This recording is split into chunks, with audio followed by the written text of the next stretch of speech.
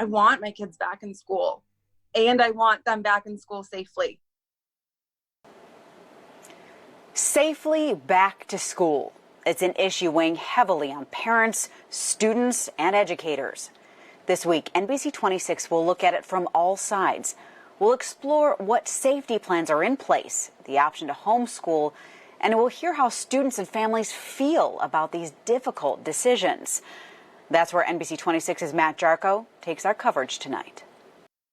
After spending months at home, It's been a struggle. It was extremely difficult. and learning online, Technology can only do so much. some families are starting to see the effects. My kindergartner moving into first grade has regressed the most in a lot of different ways, behaviorally and social emotionally to some extent.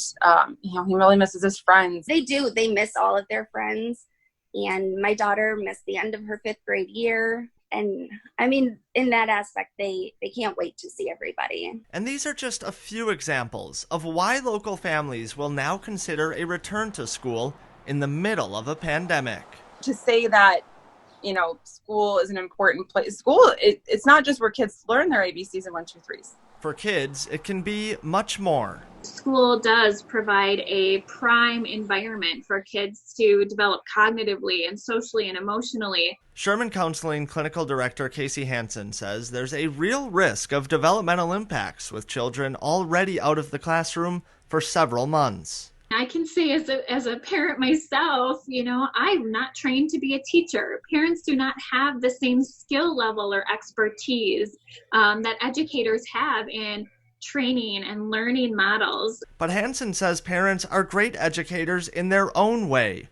In the coming weeks, many will face a tough test. And it's okay for kids to understand that parents are making the best decisions they can, and that not every family is going to look the same, and that's okay too. These decisions are not easy. We talked about the benefits of being at school, but this year there are risks like never before. Yes, parents want their kids back in the classroom, but they also want their kids to be safe. It is hard, and that isn't a reason we all need to go back to school buildings.